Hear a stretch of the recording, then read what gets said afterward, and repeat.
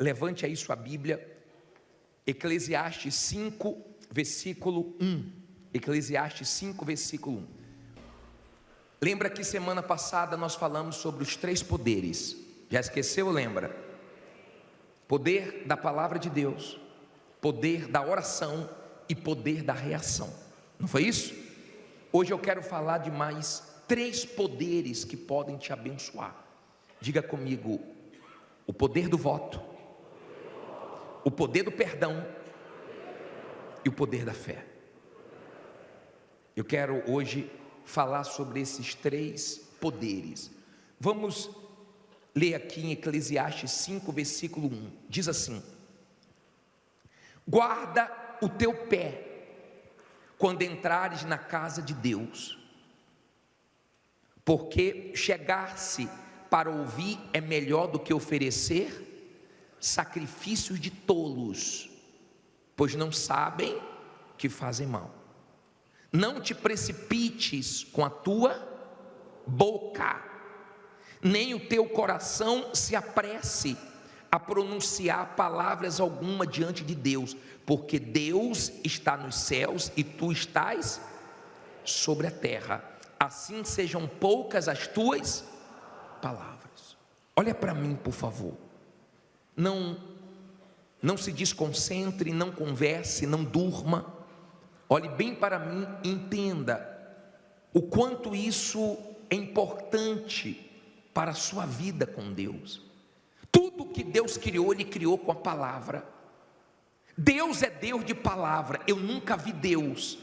O que Ele deixou para nós foi a palavra. Então Ele considera muito a palavra, muito. E Ele ensina, quando você entrar no templo, quando você entrar na casa de Deus, não se precipite no que você fala, porque o que você falar, Deus vai cobrar de você, ou Deus vai querer de você. E quando você não cumpre, você peca.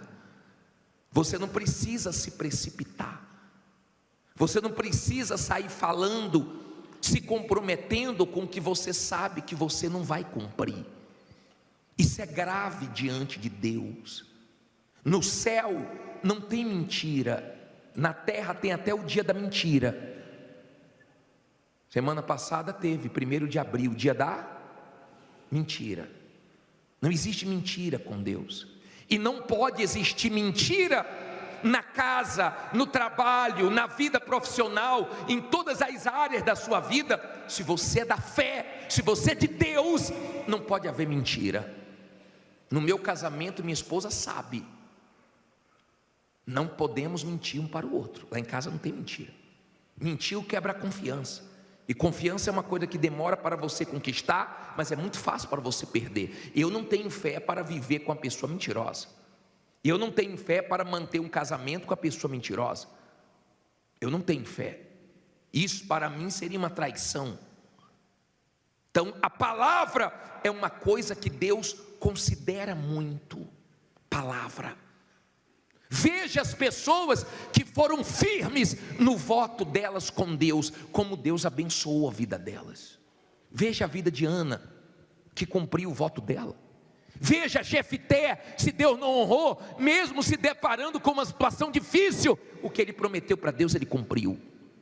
Mas veja como Sansão se afundou, foi derrotado, porque ele quebrou o voto dele. Ele tinha um voto com Deus, e esse voto dava o que para ele? Força, e ele vencia os inimigos. Mas quando ele quebrou o voto, ele perdeu a força, ele ficou fraco, ele foi derrotado pelos inimigos. Uma pessoa que Deus trouxe para vencer, ficou andando em círculo. Sabe por quê? Porque quebrou o voto dele com Deus. Palavra. Você não é obrigado a fazer nada. Prometeu que vai orar? Ore. Prometeu que vai jejuar? Jejue. Prometeu que vai fazer uma aliança? Todas as segundas-feiras faça. Ou então não prometa, porque Deus vai requerer de você. Amém? Sansão não era igual aos outros homens, porque ele tinha aliança com Deus, voto com Deus. Aquilo que destrói as pessoas lá fora, inveja destrói as pessoas lá fora, bruxaria destrói as pessoas lá fora. Você acha que me destrói? Hã? Se você quiser, eu dou meu nome, dou fio de cabelo, dou o que você quiser. Pode fazer o que você quiser. Pode fazer pesado. Porque o meu Deus diz, faz tudo. Ele transforma a maldição em bênção. Porque eu tenho um voto com Ele. Eu tenho uma aliança com Ele, eu levo a sério. Mas quando você quebra a aliança, você passa a ser igual aos outros. O que destrói os outros, te destrói. O que derruba os outros, derruba você. Palavra. Isso é tão forte, que quando Deus apareceu para Jacó e se revelou para Jacó, Ele disse, eu sou o Deus de teu pai Abraão. Eu sou o Deus de teu pai Isaque. E Jacó fez um voto com Deus, na miséria. O travesseiro dele era duro, era uma pedra.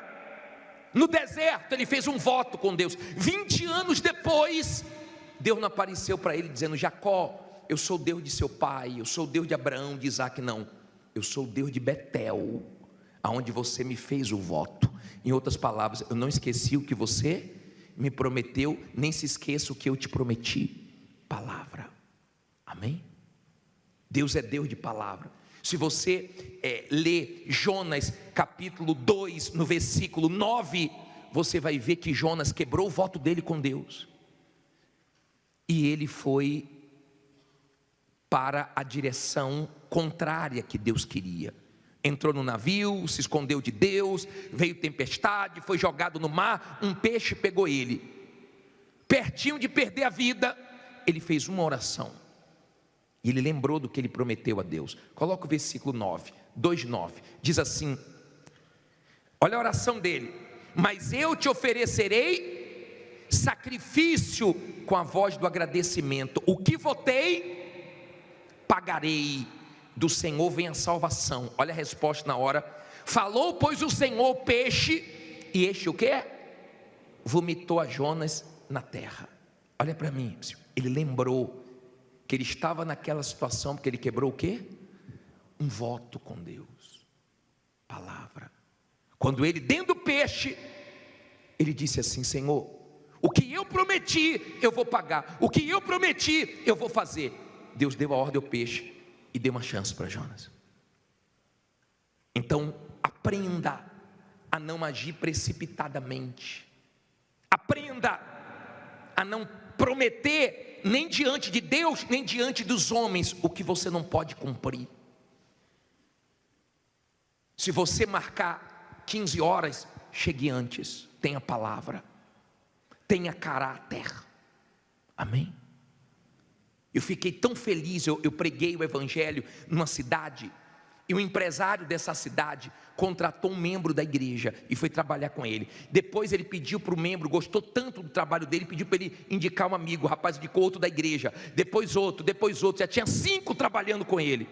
E um dia eu conheci esse empresário, incrédulo, e ele disse assim para mim, olha, 5 pessoas da minha empresa é da sua igreja. 5 pessoas são os melhores funcionários. Meu sonho é ter todos da igreja aqui.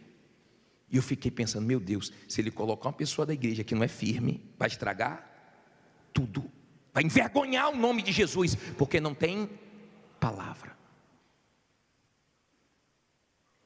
Entenda, por favor, se você quer viver o sobrenatural, o extraordinário que Deus tem para você, se você quer ver a palavra de Deus se cumprindo, saiba que no mundo espiritual a palavra tem muito peso. Eu fui ajudar uma garota a se libertar, manifestada com um demônio, e ela tinha feito um pacto com o diabo para poder ter um homem. E eu falei assim, Espírito, você perdeu a vida dela. Ele disse, eu estou aqui para cobrar o que ela me prometeu, o que ela me pediu, eu dei, e ela me deu a vida dela, a alma dela. Em outras palavras, ela me deu palavra. O diabo sabe o peso da palavra, Deus sabe o peso da palavra. Então, não brinque com as cores de Deus. Você acha que todo mundo que pega aliança vem toda segunda-feira? Você acha que todo mundo leva a sério? Não, Deus sabe quem leva a sério. E você que está levando a sério, fique tranquilo, porque Deus está te acompanhando e vai te honrar muito. Palavra, voto. Deus é Deus de propósito, de voto. Leve os seus votos com Deus a sério. Amém? Vai ter um propósito de orar de madrugada. Não vai fazer, não se comprometa. Vai ter um propósito de jejum, não vai fazer, não se comprometa. Não faça porque ninguém está fazendo nada na igreja. Não se precipite, faça com o pé no chão. Porque você está fazendo com Deus, que vai requerer o que você prometeu. Agora, a primeira coisa foi o poder do voto. A segunda coisa, abra sua Bíblia agora em Mateus capítulo 18, versículo 21. Vamos falar sobre o poder do perdão. Mateus 18, 21.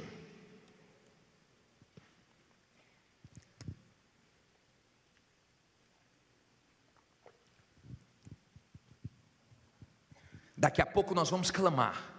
E depois que nós clamarmos, nós vamos nos humilharmos. E o bispo Macedo, a oração da humilhação vai ser com ele.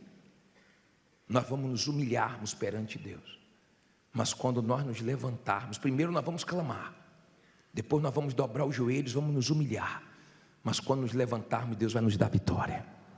Amém? Falei do poder do voto, agora é o poder de quê? Perdão.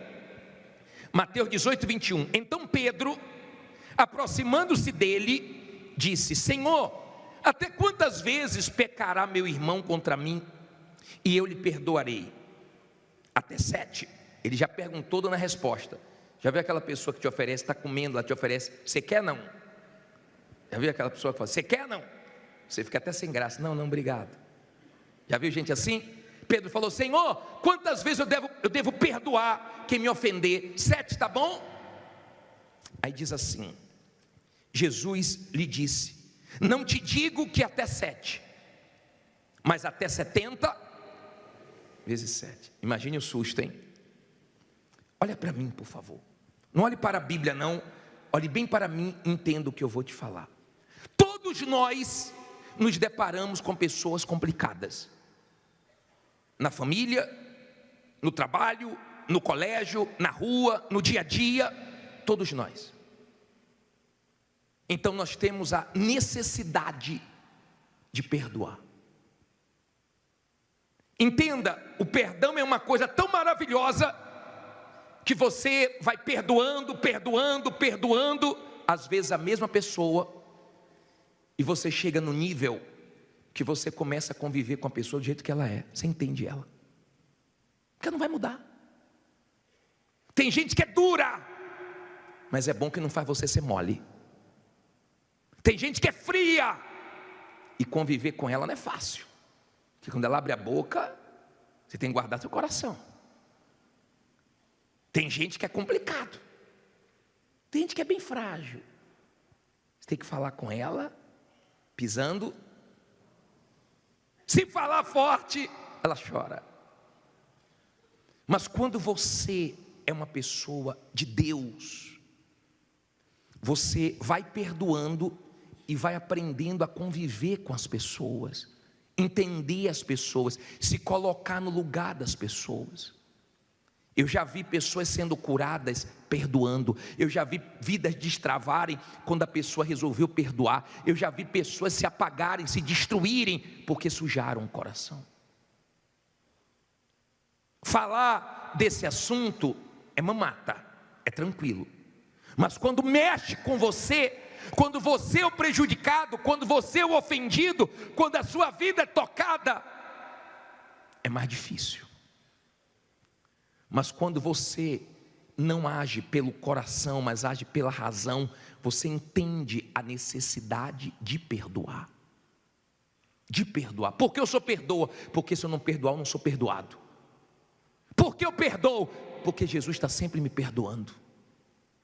Quem convive com pessoas difíceis, levante a mão. Não precisa levantar as duas não, uma só. Mas olha para mim, você também não é muito fácil não, tá? Você já fez mal para alguém? Você já entristeceu alguém? Você já aborreceu alguém? Duvido se você não aborreceu alguém. De repente tem pessoas tristes com você que você nem sabe. Tem gente que o que atrapalha ela é o que está dentro do coração dela, que Deus vê. E isso dá força para o mal amarrar a vida dela. E o orgulho dela impede ela de ficar livre dessa vida sofrida, amargurada, sem paz. Ela diz assim: eu não perdoo porque fulano não merece. Então você é melhor do que os outros? Olha como a sua fé é emotiva. Olha como o orgulho está falando mais alto. O primeiro a ser beneficiado com perdão é você. Ele mata você, ele destrói você. Não fique mudando de nome não. Tem que falar assim: não estou com mágoa não. Só estou muito chateado com fulano.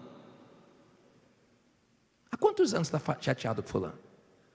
Não, só estou muito decepcionado. Ei, eu também me chateio. Eu também fico irado. Mas eu não deixo o sol se pôr sem eu resolver o problema do meu coração, porque isso compromete minha vida com Deus. Muitas pessoas oram, a oração bate no teto e volta. Por quê? Porque o coração está sujo. Entenda. Se você esperar sentir vontade de perdoar, quando eu sentir vontade eu resolvo esse problema. Sabe quando é que você vai sentir vontade? Nunca. Porque não se trata de vontade, nós não gostamos de perdoar. Nós não gostamos de perdoar. A nossa carne, a nossa natureza humana, ela não gosta de perdoar. Ela gosta de vingança. Ela gosta de dar o troco. Entenda, por favor. Tem pessoas que o próprio mal usa para mexer com você, para que através do que ela fala, do que ela faz, entre essa mágoa em você, e você se derrote, se afunde, e você se destrua. Essa mágoa, a pessoa pode estar quilômetros distante de você, essa mágoa traz ela para bem perto de você. Pedro pensou que estava arrebentando. Senhor, 7 está bom? Ele falou: não, Pedro, não tem limite. Não existe limite para perdão. Por quê? Quantas vezes Deus te perdoou? Bispo, comigo é assim, uma vez só, fez, não tem mais perdão. Mas Deus só te perdoou uma vez? Eu tenho uma dívida eterna com Deus. Ele me perdoa tanto. Todo dia eu peço perdão para Ele. Todo dia eu peço várias vezes. Ele me perdoa. Mas tem gente que me dá muito trabalho. Você não dá trabalho para Deus não, é? Santinho, santinha. Será que não está na hora de você rever? A mulher diz: eu não falo com meu irmão porque ele me deve muito. Ele é da igreja? Não. A senhora está devendo mais a ele do que ele a senhora, porque a senhora conhece a verdade e já deveria ter liberado o perdão. Não importa se é 100 mil, se é 200 mil, se é 1 milhão, não importa se foi um golpe, não importa se foi uma baita de uma traição, é sua vida que está em jogo. Se magoou, desce, se apaga. Perdoou, você está livre. Amém? Eu já vi pessoas passarem a dormir em paz, a irem no hospital, fazer todos os exames e não dá mais nada. Tem gente com manchas no corpo, tem gente sem dormir, tem gente desassossegada. Sabe como é o nome disso? Mágoa. Muitas pessoas que estão doentes, tomando remédios e mais remédios, sem conseguir dormir. Quando você vai fundo, sabe qual é o problema? Mágoa ali dentro. Mágoa por causa de herança, por causa de sociedade, por causa de negócios, por causa de traições. Eu não conheço você, mas uma coisa eu te garanto: se hoje você abrir seu coração, usar a cabeça e perdoar, isso não te diminui. Tem gente que é tão orgulhosa que se ela não abrir mão do orgulho, não adianta nem pedir perdão, porque se ela for pedir perdão, ela acaba piorando a situação. Ela vai chegar lá e falar: estou te pedindo perdão, tá? Mas Deus vai fazer justiça. Estou te pedindo perdão, tá? Porque eu sou de Deus, mas estou do capeta. Então você acaba estragando tudo. Quando você vai pedir perdão, não é se eu errei, não. Eu errei, me perdoe. Tenha misericórdia de mim. Isso não diminui você, isso cresce você. Isso te abençoa. Isso faz você mostrar, sabe quem? Deus, o Senhor Jesus, passando pelo que Ele passou, Ele estava dizendo: Pai, perdoa, porque Ele não sabe o que faz. Sabe por quê? Porque até o finalzinho da vida dele, o diabo tentou sujar o coração, porque se sujasse, estragava tudo. E se você sujar o coração, vai estragar tudo. Tudo. Resolva seu problema. Estou deixando o tempo passar. Tempo não cura mágoa. O que cura mágoa é espremer ela e colocar para fora, é vomitá-la. Isso cura. Não tem 5 anos, 10 anos, 20 anos. Eu conheço pessoas que ficaram anos e anos, décadas, com mágoa, sofrendo. Resolva. Se Ele manda perdoar, é para o seu bem. Ou você não precisa de perdão, ou você não precisa de Deus. Aprenda a perdoar. De repente você é uma pessoa que ora muito, mas tem poucos resultados. Sabe por quê? Mágoa, ou não tem nenhum resultado. Porque eu oro, e porque Deus não te responde? Porque você não perdoa. Deus te perdoa, mas Ele não vai perdoar quem você tem que perdoar. Deus faz o que você não pode fazer. O que você pode fazer é com você. Amém? Poder do voto. Poder do perdão. Agora a última coisa que eu quero falar para você. O poder dessa arma gloriosa que Deus colocou dentro de nós. O poder da fé. Abra sua Bíblia em Hebreus 11:1. 11:1.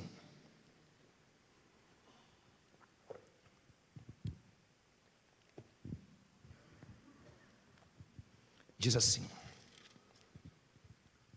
ora, a fé é o firme fundamento das coisas que se esperam e a prova das coisas que não se veem. Olha para mim, por favor. Deixa a Bíblia aberta e olhe para mim. A fé não tem nada a ver com sorte.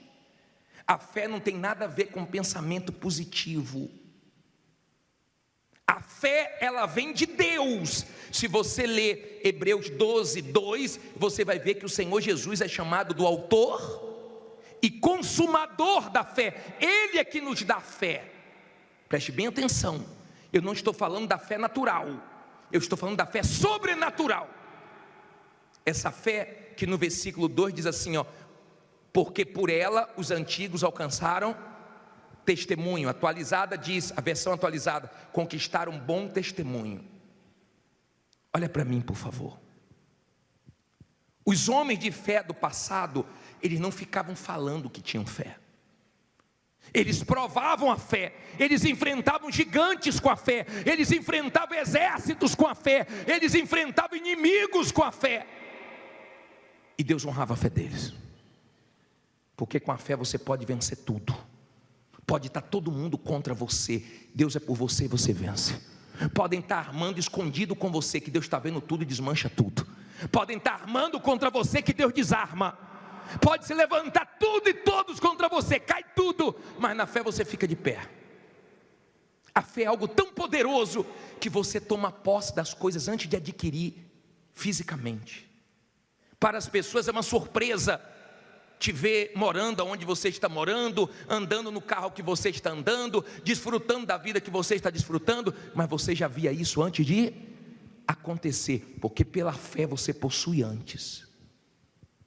Pela fé as pessoas se assustam. Meu Deus, aconteceu isso com você, mas você já tinha certeza que isso ia acontecer. A fé te enche de uma certeza, de uma convicção, de uma força tão grande que ninguém nesse mundo consegue te parar. Nada, não tem força de nenhum mal que consiga parar uma pessoa que é da fé. Amém? A fé, ela é chamada de poder. O poder da fé. Agora tenha cuidado, porque ela tem dois lados, tá? Ela tem dois braços. Tem a fé da conquista que Deus deu, e Ele não tem nenhum problema em relação de te dar saúde, de te dar prosperidade, de abençoar sua família, de honrar você. Ele não tem nenhuma dificuldade para isso. Aliás, Ele tem prazer. Agora aprenda uma coisa. A fé, ela não é aproveitadora. A verdadeira fé, depois você lê em 2 Pedro 2, versículo 9, 1 Pedro 1, versículo 9, coloca aí por favor, diz assim, alcançando o fim da vossa fé. Qual é? A salvação das vossas almas. Por favor, entenda esse lado da fé. Não é o lado de só querer, Deus me abençoe, Deus me dê vitórias, e depois virar as costas para Deus. Não. Você está se aproveitando de Deus, você está brincando com Deus. Você está fazendo de Deus garçom. Você só pede, e você não se preocupa com nada que Deus te pede.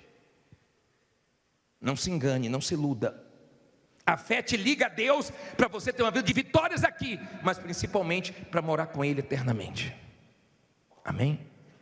Existem esses dois lados da fé. Não descambe mais para um lado nem para o outro. Tem equilíbrio na sua fé. Você não tem noção de quantas coisas você vai conquistar com a fé, mas que essas conquistas não te afastem de Deus, para que com a fé você também seja salvo, você tenha caráter, você mostre Deus.